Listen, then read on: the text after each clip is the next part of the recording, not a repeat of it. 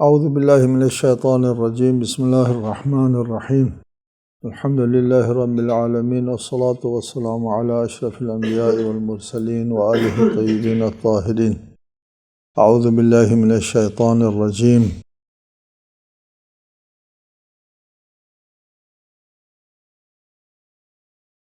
یا ایہا الناس قد جاءتکم موعظۃ من ربکم وشفاء لما فی الصدور وَهُدًى وَرَحْمَةٌ لِّلْمُؤْمِنِينَ سورہ یونس آیت 57۔ اے لوگو، تمہارے پروردگار کی طرف سے یہ قرآن تمہارے پاس نصیحت اور تمہارے دلوں کی بیماری کے لیے شفا اور مومنین کے لیے ہدایت اور رحمت بن کر آیا ہے۔ خطاب تمام انسانوں سے ہے، یا ایھا الناس،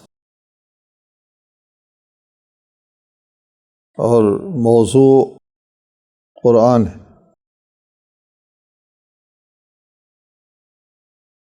یہ قرآن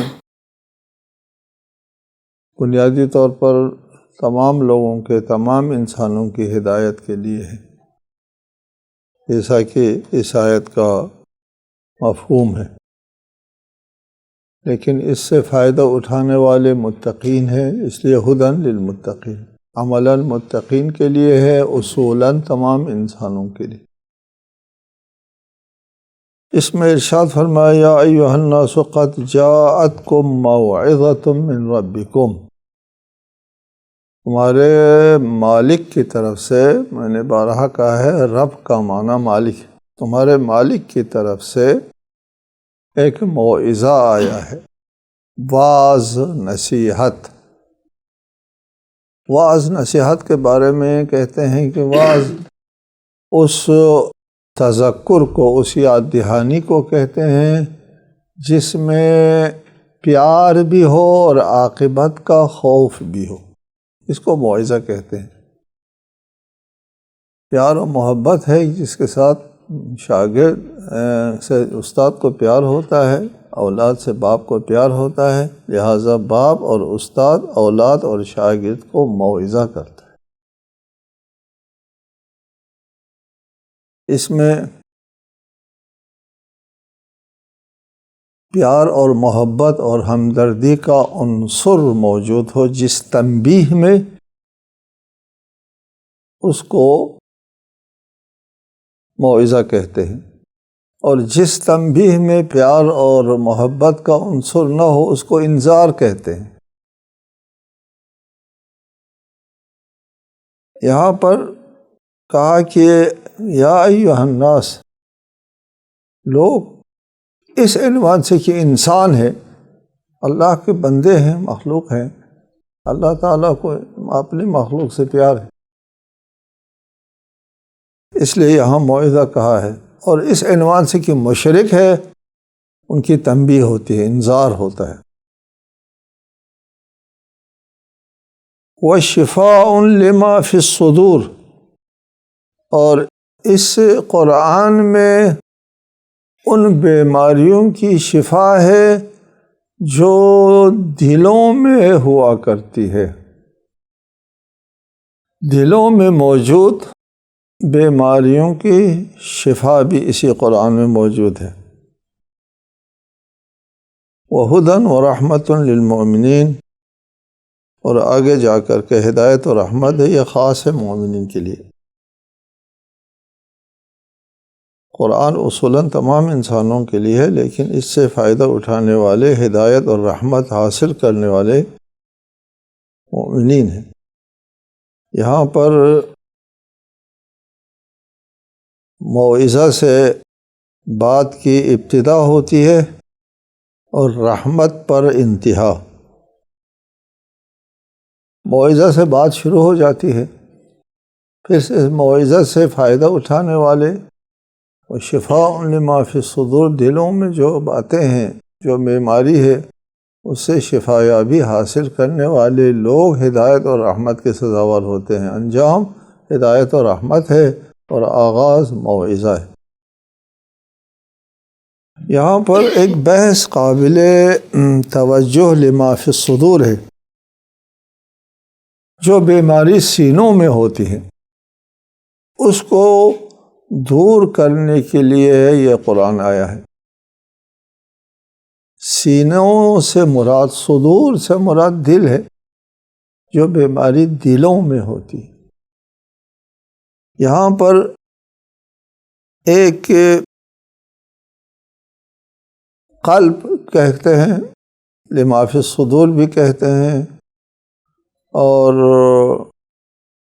فکر اور عقل بھی ہے۔ فکر عقل کیا ہے؟ قلب کیا ہے؟ فکر اور عقل کا مرکز دماغ ہے، انسان سوچتا ہے، دماغ میں سوچتا ہے۔ ہم لوگ کہتے ہیں میرے دل میں ایک بات ہے، بات دماغ میں ہوتی ہے، دل میں کہنا ایک محاورہ ہے۔ لیکن ادھر دو باتیں قابل توجہ ہے۔ عقل اور فکر کا مرکز جو ہے وہ دماغ ہے۔ آپ جب سوچتے ہیں، فکر کرتے ہیں، تو آپ کا ذہن یعنی آپ کا دماغی سیلز فعال ہو جاتے ہیں، سیل زیادہ کام کرتے ہیں۔ اس سیل کو زیادہ کام کرنے کے لیے فکر اور عقل سے جب آپ کام لے رہے ہوتے ہیں، دل کو فعال ہونا نہیں پڑتا۔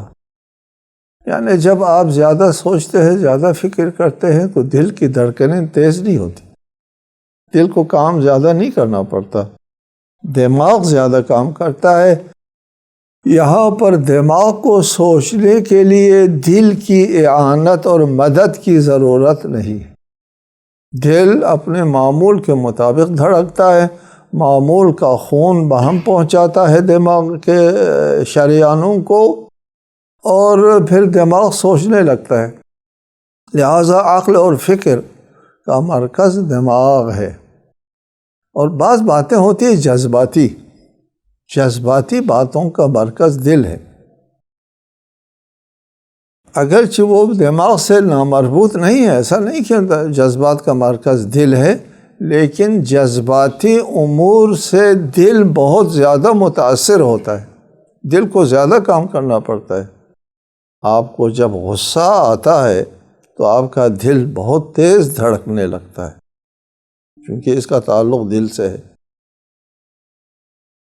آپ غصہ آتا ہے کہ مطلب یعنی آپ جس کو آپ آج کل کہتے ہیں ٹینشن میں آتے ہیں، جسم کا نظام درہم برہم ہو جاتا ہے، یا کسی کے ساتھ حسد اور عداوت ہوتی ہے، یا عشق و محبت ہے، ان تمام چیزوں کا تعلق دل سے ہے۔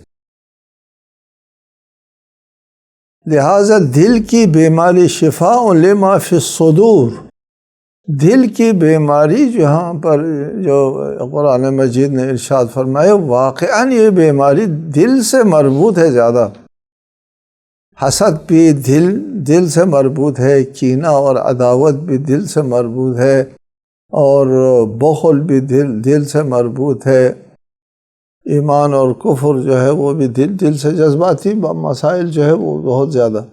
البتہ اللہ تعالیٰ کے آیات اور نشانیوں میں فکر کرنا، غور کرنا جو ہے وہ عقل سے مربوط ہے۔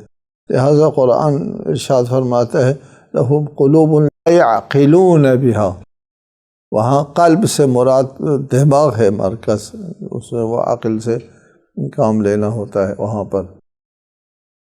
لیکن ادھر جہاں بیماری کا ذکر آتا ہے، بیمار دل، مریض القلب، تو مراد قلبی یعنی جذباتی امور ہے۔ جذباتی امور جن دلوں میں ہوتا ہے اس کی شفا ہے۔ قرآن جو دل کی بیماریاں ہیں، حسد ہے، عداوت ہے اور تعصب ہے، اس قسم کی چیزوں کی اس کے لیے اس قسم کے بیماریوں کی شفا جو ہے قرآن مجید میں موجود ہے۔ قرآن مجید موعظہ کرتا ہے پہلے، اور پھر اس موعظے کے لیے جو دلوں میں جو ملبہ ہے اس ملبے کو ہٹاتا ہے۔ شفاء لما فی الصدور ملبے کو ہٹا دیتا ہے۔ موعظے کے ذریعے دلوں کے اوپر پہلے اثر ڈالتا ہے، اثر ڈالنے کے بعد ملبہ ہٹتا ہے، ملبہ ہٹنے کے بعد پھر اس دل میں ہدایت اتر سکتی ہے۔ جب جس دل میں ہدایت اتر جاتی ہے وہ دل اللہ کی رحمتوں سے مالا مال ہو جاتا ہے۔ ہدی و رحمت للمؤمنین، پھر مومن بن جاتا ہے۔ پھر ہدی و رحمت کی جب نوبت آتی ہے تو وہ ناس جو ہے وہ مومن کی شکل میں سامنے آتے ہیں۔ اگلی آیت ہے قل بفضل اللہ وبرحمتہ فبذلک فلیفرحوا هو خیر مما یجمعون۔ کہہ دیجئے اللہ کے اس فضل اور اس کی اس رحمت کو پا کر لوگوں کو خوش ہونا چاہیے، کیونکہ یہ اس مال و متاع سے بہتر ہے جسے لوگ جمع کرتے ہیں۔ قل بفضل اللہ وبرحمتہ فبذلک فلیفرحوا، خوشی منانا چاہیے، خوش ہونا چاہیے۔ فلیفرحوا امر غائب ہے، خوشی منانا چاہیے۔ کس چیز کے اوپر خوشی منانا چاہیے لوگوں کو؟ اللہ کے فضل و رحمت سے مالا مال ہونے کے بعد خوشی منانا چاہیے۔ قرآن اللہ تعالیٰ کی طرف سے موعظہ، شفا، ہدایت اور رحمت لے کر کے نازل ہوا ہے۔ اس قرآن میں اللہ تعالیٰ کی طرف سے فضل اور رحمت ہے۔ فضل و رحمت کی تشریح ابھی ہم کرتے ہیں۔ اللہ سے فضل و رحمت پا کر لوگوں کو خوش ہونا چاہیے، خوشی منانا چاہیے، اس لیے کہ اللہ تعالیٰ کی طرف سے جب فضل و رحمت انسان حاصل کرے گا تو اللہ تعالیٰ کی طرف سے یہ فضل اور رحمت ہر شخص کو نہیں ملتا۔ ہمیشہ کہا کرتا ہوں کہ اللہ تعالیٰ کا فضل اور اللہ کی رحمت جو ہے وہ اندھی بانٹ نہیں ہوتی، اس کے اہل کو ملا کرتے ہیں۔ جب اللہ تعالیٰ کا فضل و رحمت جو ہے کسی شخص کا شامل حال ہو جاتا ہے تو اس کا مطلب یہ ہے کہ وہ اللہ کے فضل و کرم کا اہل ہے، مستحق ٹھہرا ہے۔ اس استحقاق پر، اللہ کے فضل حاصل کرنے پر انسان کو خوشی منانا چاہیے۔ اس سے زیادہ اس کائنات میں کوئی چیز نہیں، کوئی دولت نہیں ہے۔ اللہ کے فضل و رحمت سے بڑھ کر کوئی دولت اس کائنات میں قابل تصور نہیں ہے۔ بعد میں مفسرین اس بات میں بہت سارے اقوال اختیار کرتے ہیں کہ فضل اللہ و رحمتہ سے مراد کیا ہے۔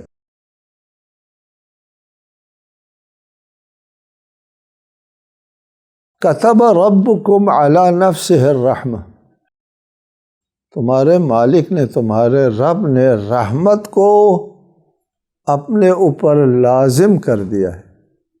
کتب ربکم علی نفسہ، خود خدا نے اپنے اوپر واجب کر دیا ہے کہ وہ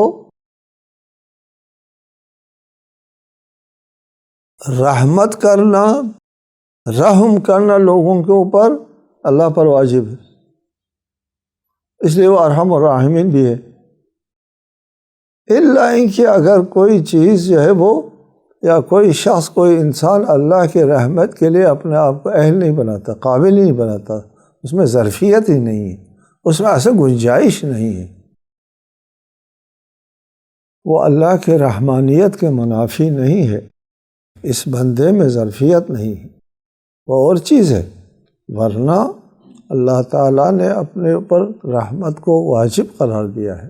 وَلَا يَزَالُونَ مُخْتَلِفِينَ إِلَّا مَنْ رَحِمَ رَبُّكَ وَلِذَلِكَ خَلَقَهُمْ، یہ قرآن میں ایک آیت ہے کہ یہ لوگ اختلاف کرتے رہیں گے سوائے ان لوگوں کے جو اپنے رب کے رحمت سے مالا مال ہو، اور اسی لیے اللہ نے ان کو خلق کیا ہے، رحمت دینے کے لیے، رحمت دینے کے لیے۔ وَلِذَلِكَ خَلَقَهُمْ، بہت بڑی بات ہے۔ رحمت اللہ پر واجب بھی ہے، اور اللہ نے مخلوقات کو اس لیے خلق فرمایا کہ ان کے اوپر رحم کیا جائے اور ان کے اوپر رحمتوں کا نزول ہو۔ قل بفضل اللہ، اس آیت میں پہلے فضل اللہ کا ذکر ہے۔ رحمت اللہ تعالیٰ کے اوپر از خود واجب ہے۔ فضل یہاں مفسرین نے کہا ہے کہ نعم ظاہرہ فضل ہے، نعم باطنہ رحمت ہے، ہدایت فضل ہے، دوام ہدایت رحمت ہے، جنت کی نعمتیں فضل ہے، اور عفو و مغفرت رحمت ہے۔ بہرحال یہ مفسرین کی باتیں ہیں، لیکن فضل کہتے ہیں کہ آپ کوئی کام کرتے ہیں، اس کے لیے اللہ تعالیٰ نے ایک ثواب کا تعین فرمایا ہے، برحمتہ، ثواب کا تعین فرمایا ہے۔ ایک نیکی کے مقابلے میں 10 نیکیوں کا ثواب، پہلے بھی ذکر ہوا ہے کئی بار۔ اور اموال کے سلسلے میں کہ راہ خدا میں مال خرچ کرتا ہے انسان، تو اس کے لیے ایک کے عوض جو ہے وہ 700، اور کبھی واللہ یضاعف لمن یشاء 1400 ایک کے عوض میں اللہ نے خود مقرر فرمایا ہے۔ وَيَزِيدُهُم مِّن فَضْلِهِ، یہاں فضل بفضل اللہ، وَيَزِيدُهُم مِّن فَضْلِهِ، پہلے بھی ایک آیت بھی آئی تھی کہ اللہ جو ہے وہ جو ثواب معین کیا ہے وہ عنایت فرماتا ہے، وَلَدَيْنَا مَزِيد، ہمارے پاس مزید اور بھی ہے، یعنی جو تعین ہوا ہے اس تعین کے علاوہ بھی دیا جائے گا۔ وَيَزِيدُهُم مِّن فَضْلِهِ، وہ جو علاوہ دیا جاتا ہے، جو آپ کے نیک اعمال کا اجر اور ثواب ہے، وہ رحمت ہے۔ وَإِلَّا، ہم اس اجر و ثواب کے بھی مستحق نہیں ہیں۔ جو ہم سانس لیتے ہیں، اس ایک سانس کا حق بھی ادا ہم سے نہیں ہوتا۔ جو کام اعمال ہم بجا لاتے ہیں، اس سے اللہ کے جو دنیاوی نعمت ہے اس کا بھی حق ادا نہیں ہوتا کہ آخرت کے لیے کوئی ثواب مل جائے۔ آخرت کے لیے ثواب کا تعین فرمانا خود اللہ تعالیٰ کی طرف سے رحمت ہے، لیکن اس تعین کے علاوہ بھی اللہ عنایت فرماتا ہے، اس کو فضل خدا کہتے ہیں۔ وَيَزِيدُهُم مِّن فَضْلِهِ، فضل کہتے ہیں اجر و ثواب کا جو تعین خود اللہ نے فرمایا ہے اس سے بھی اضافہ دینا، یہ فضل ہے۔ یہاں پر جو اس آیت میں ذکر فرمایا کہ خوشی منانا چاہیے، ان 2 باتوں کی خوشی منانا چاہیے۔ آپ جو اعمال بجا لاتے ہیں اس کا جو اجر و ثواب ملتا ہے وہ اللہ کی طرف سے ایک رحمت ہے۔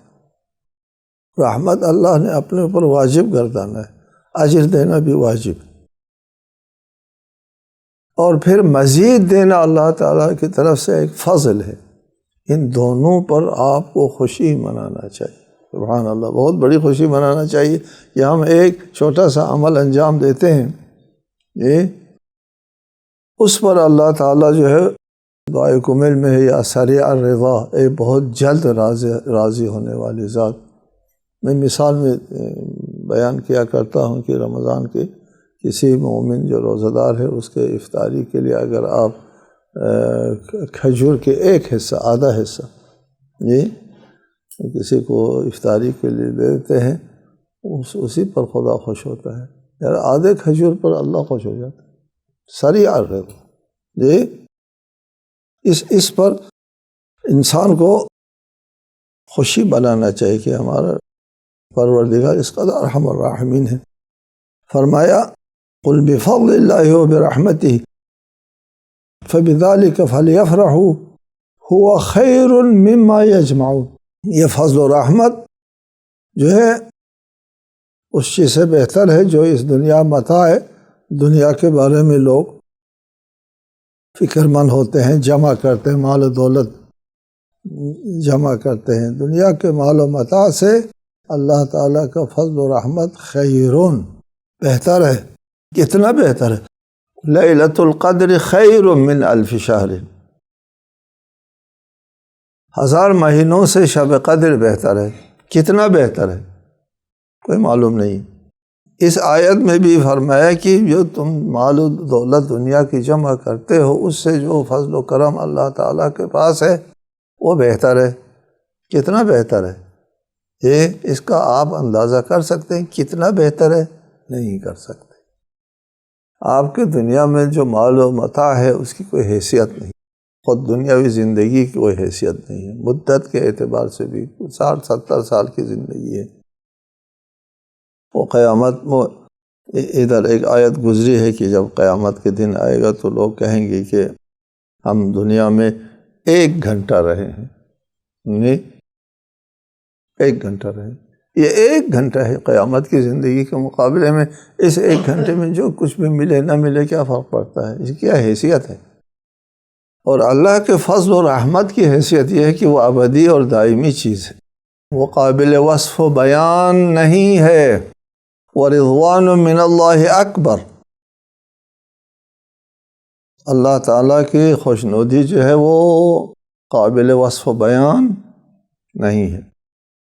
اگلی آیت ہے قُلْ أَرَأَيْتُم مَّا أَنزَلَ اللَّهُ لَكُم مِّن رِّزْقٍ فَجَعَلْتُم مِّنْهُ حَرَامًا وَحَلَالًا قُلْ اللَّهُ أَذِنَ لَكُمْ أَمْ عَلَى اللَّهِ تَفْتَرُونَ، کہہ دیجئے یہ تو بتاؤ کہ جو رزق اللہ نے تمہارے لیے نازل کیا ہے اس میں سے تم از خود کچھ کو حرام اور کچھ کو حلال ٹھہراتے ہو۔